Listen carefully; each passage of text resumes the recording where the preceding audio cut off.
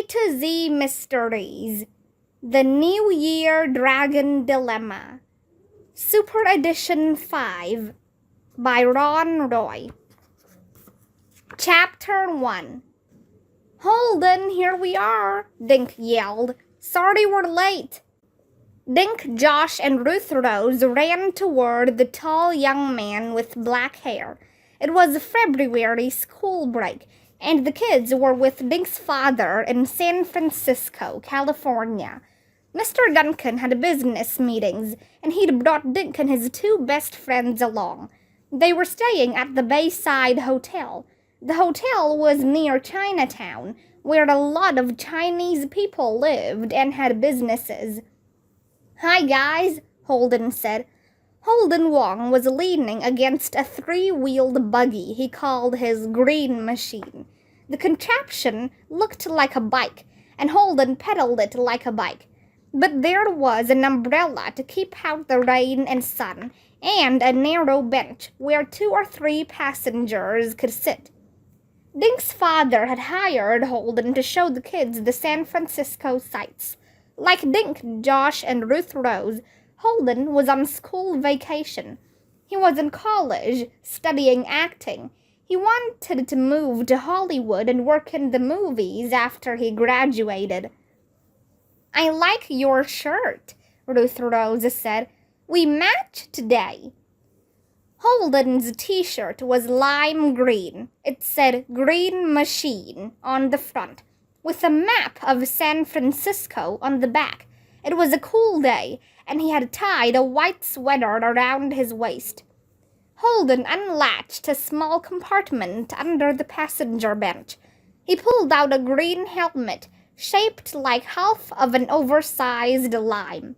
"I like your outfit too," he said. Ruth Rose liked to dress in one color. Today, she had chosen green for her sweatshirt, pants, sneakers, scarf, and hat.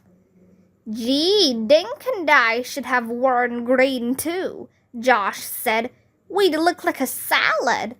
Josh carried his sketchbook and a few pencils. He wanted to be an artist when he grew up. Dink grinned at Josh. "Not everything is about food, Josh," he said. "Hop on," Holden said. "We're going to Fisherman's Wharf." "What's there?" Dink asked after they sat on the bench. "Lots of stuff," Holden said. "Fishing boats, shops, food stands, and tons of tourists." He strapped on his helmet and pedaled into traffic. Ruth Rose pulled a small guidebook from a pocket. "I read that there are seals at Fisherman's Wharf," she said.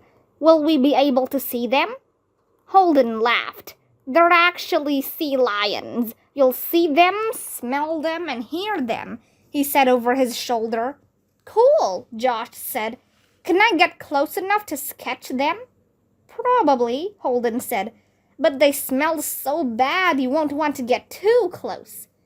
Holden pedaled along the busy streets. It was late afternoon, and the city was crowded. Everywhere the kids looked, they saw taxis, bikes, motorcycles, buses, and people. Dink saw a dog walker with 6 dogs on leashes. He was glad they had Holden for a guide. It would be easy to get lost in a city as busy as San Francisco. "Hold on," Holden yelled over his shoulder. "Steep hill." The street dipped down suddenly, making Dink's stomach do a little flip-flop. Far ahead, he could see the ocean. "It's like a roller coaster ride," Josh cried. The street leveled off at the bottom, and soon they arrived at Fisherman's Wharf. Holden parked his bike, and everyone hopped off. Thin fog swirled around them. "What's that honking noise?" Josh asked. "The sea lions," Holden said. "Follow me."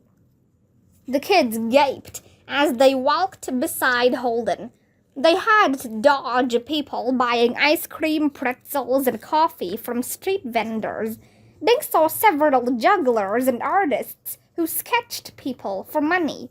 One man had a cat that was doing tricks. "This is like a carnival," Ruth Rose said. As they walked closer to the ocean, the fog grew thicker and the sea lion honking got louder. Dink took a deep breath, enjoying the ocean smell. Through the fog, he saw several small boats tied to moorings or the end of piers. "I see the sea lions," Josh said, pointing. "Let's go closer." The kids and Holden pushed through the crowd. "Look," Holden said, pointing past a sign that said Pier 39. A long pier jutted out into the water, near dozens of floating wooden docks. Dark brown sea lions had taken over the docks. Some were huge, and others were smaller and younger. They were all covered with sleek fur. They could smell the animals as they barked and flapped their flippers. "This is so amazing," Dink said. "They don't look like they're afraid of all these people." "They're not afraid," Holden said. "They probably think we're pretty funny looking." "Do they stay here all year?" Ruth Rose asked. "Some do," Holden told her, "but a lot of them migrate to other places." "What do they eat?" Josh asked. He had opened his sketchbook and was quickly drawing one of the largest sea lions. "Mostly fish," Holden said. "In fact, a lot of the fishermen are mad at the sea lions because they're both after the same fish." "Can we feed them?" Josh asked. Holden shook his head. "Against the law," he said, pointing to a sign on a utility pole. The sign said, "Do not feed the sea lions." Then he pointed to a small metal box at the top of the pole. "That's a camera. They're all over the place." "Just to stop people from giving food to the sea lions?" Ruth Rose asked. "Nope, there are a lot of pickpockets around here too," Holden said. "So hold on to your wallets." Ruth Rose pulled up the hood of her sweatshirt. "It's cold here," she said. "Not as cold as home," Dink said. "Back in Connecticut where they lived, there was a foot of snow on the ground." Ruth Rose picked up a flyer off the sidewalk. "Guys, there's a big parade tonight," she said. "It's for the Chinese New Year. We should go." "The parade is a lot of fun," Holden said. He looked at his watch. "It's 2 o'clock now, and the parade starts around 6. I could meet you somewhere if your dad says it's okay." "I'll ask him later," Dink said. "Chinese New Year is huge here in San Francisco," Holden told the kids. "The parade has floats, fireworks, and an amazing dragon that's about 200 feet long. Plus, every year the town picks a new Miss Chinatown." Holden pointed to a picture on the flyer. It showed a pretty Chinese girl wearing a glittering crown with a red ruby in the center. "You might get to meet Miss Chinatown tonight." "Meet her?" Ruth Rose asked. Holden blushed. "Yup, there are 2 finalists, and one of them is my girlfriend, Lily Chen." "When does she find out if she's the winner?" Dink asked. "She may know by now," Holden said. "They keep the girls hidden until the parade. People have been voting for weeks. For the parade, they dress the winner in a special silk robe that's 100 years old. She'll be wearing a mask and a crown." Holden tapped the girl's picture on the flyer. "Right in the middle of the crown is a ruby that used to be owned by some Chinese ruler," he said. Josh grinned. "Does Lily get to keep the crown?" he asked. Holden shook his head. "Dude, the crown isn't worth anything. But that ruby is worth about $1 gazillion, he said.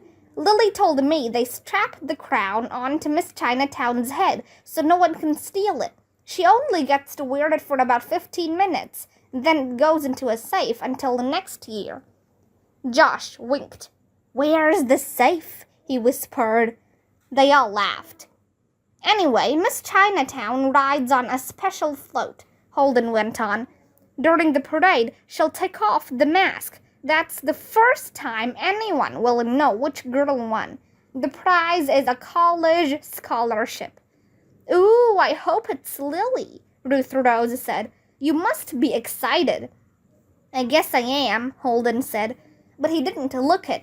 Actually, I'm a little worried. I haven't heard from Lily since yesterday. She promised to text or call last night, but she didn't. Did you try to call her? Dink asked.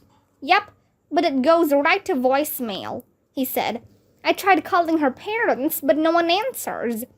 You said they keep the girls hidden until the parade, Ruth Rose said. So that's probably where she is. I'll bet Ruth Rose is right, Dink said. He wanted to make Holden feel better. Maybe they took the girls' cell phones away. Holden took a deep breath, then let it out. Yeah, he said, staring at the sea lions. Maybe you're right.